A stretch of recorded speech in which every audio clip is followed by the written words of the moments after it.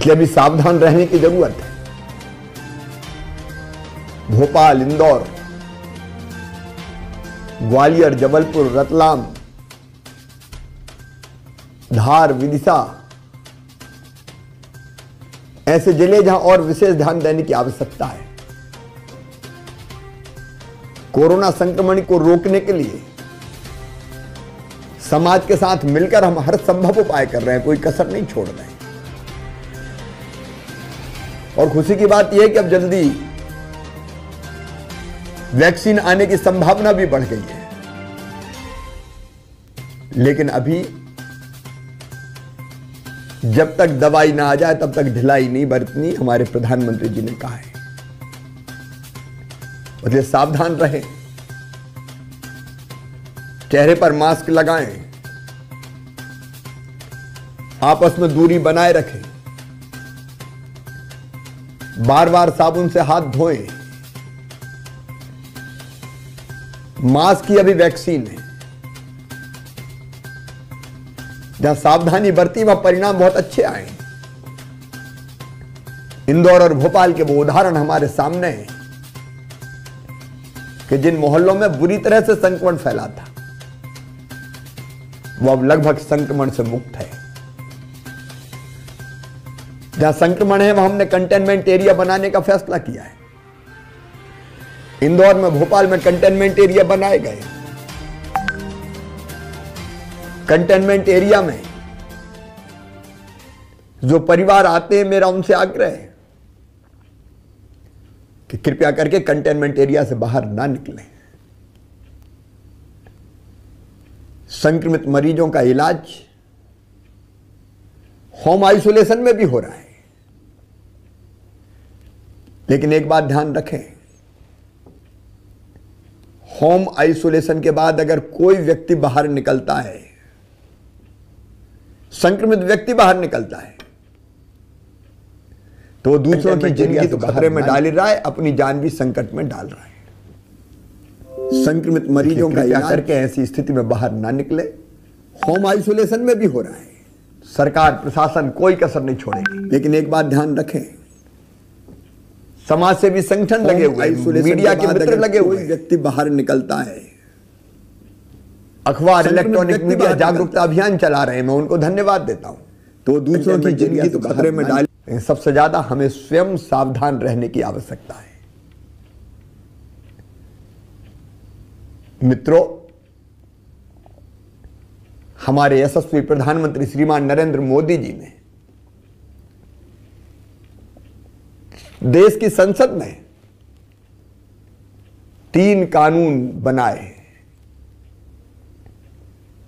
वो पूरी तरह से किसानों के हित में है। अब किसान को अपनी फसल बेचने की स्वतंत्रता, वो मंडी में बेचे चाहे मंडी के बाहर बेचे, वो व्यापारी को बेचे चाहे फूड प्रोसेसर को बेचे, एक्सपोर्टर को बेचे, अगर उसके घर बैठे उसे अच्छे दाम मिल रहे हैं तो किसी को तकलीफ क्या है, किसान का नुकसान क्या है। एक के बजाय अनेक विकल्प किसान को मिले। अगर कोई कॉन्ट्रैक्ट फार्मिंग करना चाहता है और कोई उसको बोनी के समय ठीक दाम दे रहा है और किसान को लग रहा है कि इस दाम पे जब मेरी फसल आएगी, उपज आएगी, बिकेगी तो मुझे फायदा है, तो किसी को दिक्कत क्या है। और वो भी ऐसे प्रावधानों के बावजूद कि अगर कीमत बहुत ज्यादा बढ़ गई तो किसान उस करार से बाहर भी आ सकता है। अगर कोई व्यापारी अनलिमिटेड किसानों की फसल को खरीदना चाहे, उत्पाद, फल हो, सब्जी हो खरीदना चाहे, तो उस पर लिमिट क्यों होनी चाहिए। अगर स्टॉक पर सीमा नहीं होगी तो खरीदी ज्यादा होगी, दाम ठीक मिलेंगे, इसमें किसी को क्या आपत्ति हो सकती है। और इसलिए मेरी अपील है कि किसान के हित में है ये तीनों कानून। एमएसपी की व्यवस्था लगातार जारी रहेगी, मंडियां समाप्त नहीं हो रही है। इसलिए हम पूरी ताकत से किसानों के हित साधने वाले इन कानूनों के साथ खड़े हैं। मेरे प्रिय किसान बहनों और भाइयों, हमने अनेकों कदम किसान के हित में उठाए हैं। गेहूं की खरीद से लगा के अभी ज्वार बाजरे की खरीद, अब धान की खरीद लगातार जारी रहेगी। जो फसलें खराब हो गई थी उनके लिए आरबीसी 6.4 की राहत और मुआवजा की राशि पूरी किसान के खाते में डाली जाएगी, उसकी हम व्यवस्था कर रहे हैं।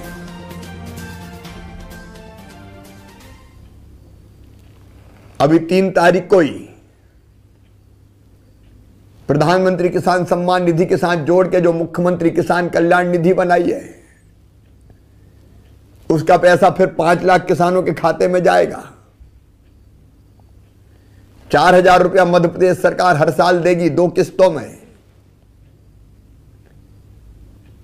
एक नहीं अनेकों कदम किसान के हित में उठाए गए और आगे उठाते रहेंगे। आखिर खेती को फायदे का धंधा बनाना है, हम कोई कसर थोड़ी छोड़ेंगे। लेकिन मुझे यह बताते हुए भी खुशी है कि मेरी प्राथमिकता, राज्य सरकार की प्राथमिकता है सुशासन देना। और इसलिए एक तरफ जब हम सीएम हेल्पलाइन प्रभावी ढंग से फिर प्रारंभ कर रहे हैं, पिछली सरकार ने ठंडे बस्ते में डाल दी थी, मैं लगातार मॉनिटरिंग करूंगा। वहीं दूसरी तरफ समाधान ऑनलाइन फिर से प्रारंभ की जा रही है। मैं औचक निरीक्षण करके भी जनता की समस्याएं जानूंगा, योजनाओं के क्रियान्वयन को देखूंगा।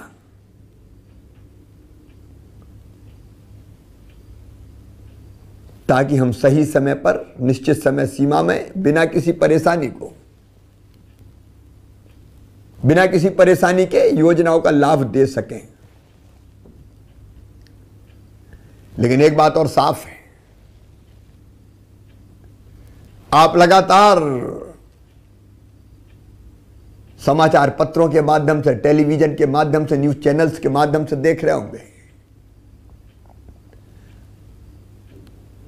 सुशासन का मूल मंत्र मेरा सज्जनों के लिए फूल से ज्यादा कोमल और दुष्टों के लिए वज्र से ज्यादा कठोर है मेरी सरकार।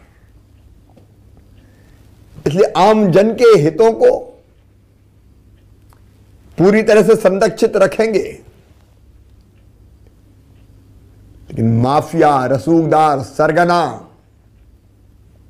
अड़ीबाज, सट्टेबाज, तस्कर, गुंडे, बदमाश, मसल पावर का इस्तेमाल करके कब्जा करने वाले, कोई माफिया छोड़े नहीं जाएंगे। लगातार कार्रवाई जारी है। मैंने अधिकारियों को साफ निर्देश दिए कि ऐसे लोगों को नेस्त नाबूद कर दो। इंदौर में, भोपाल में, जबलपुर में, मंदसौर, आगर, नीमच, सतना, उज्जैन, सीहोर,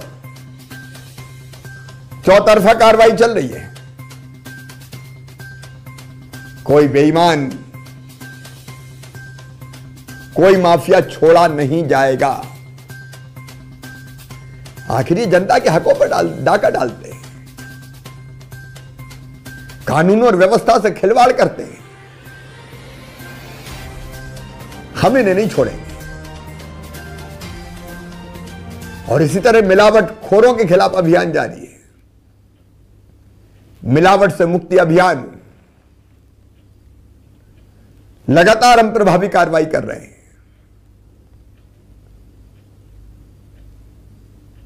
मिलावटी खाद्य पदार्थ बेचने वाले लोगों की जिंदगी से खिलवाड़ करते हैं। ये माफ करने के लायक नहीं है।